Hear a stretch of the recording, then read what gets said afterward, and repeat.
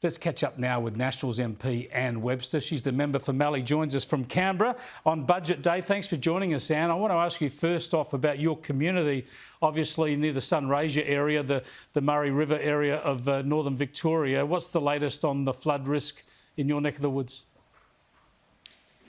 Thanks for having me, Chris. Look, I have over a third of Victoria is my electorate, and 9 out of my 12 shires are experiencing flooding, and we're nowhere near the peak yet.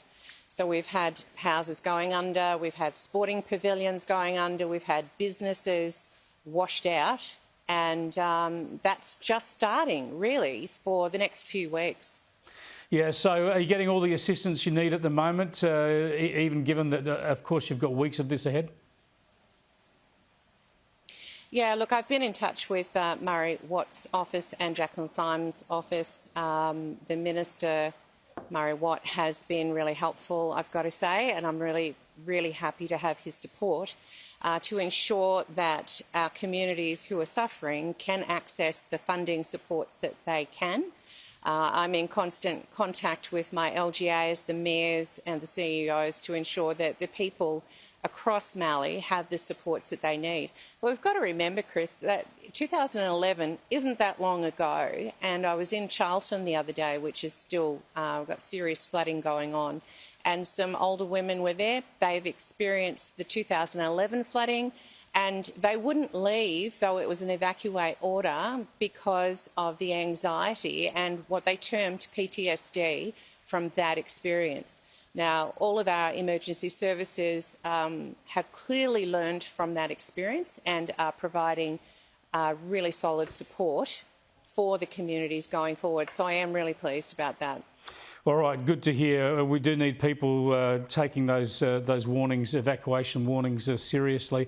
Let's get on to the budget. We'll know all the details, of course, in a couple of hours. But to me, the big story out of this is it's going to be another big spending Labor budget, just when we don't need it, because we need to tackle inflation. But in order to give the appearance that they're cutting hard and they're being very ruthless about spending, it looks like they're going to cut a lot of infrastructure programs in the regions, in seats like yours. Now, this will help the budget short term, but it's not the long-term spending constraint or restraint that the budget needs. So what do you fear you're going to lose in your community? Well, I already know. I've spoken with all my mayors, and none of them have been afforded any of the grants they've applied for.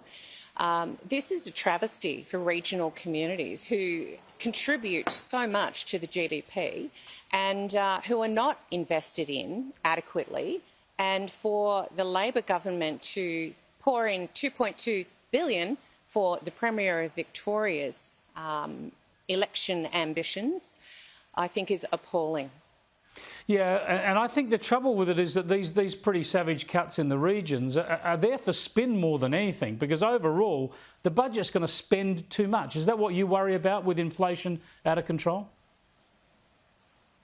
Yeah, look, absolutely. And I mean, the irony is that in my electorate, we have 7 towns with no childcare. We have professionals in those towns who want to go back to work. They've expressed that. We have no facilities. And so you can talk a big game at $4.5 billion for childcare subsidies for people earning up to $530,000. But when there are no facilities and they have not funded any, though it's been requested, I find this appalling. So the thin workforce will continue. The lack of workers in every sector, as you can imagine, just goes on. And there is no support from Labor for our region. We'll keep an eye on that, Anne. Thanks so much for joining us.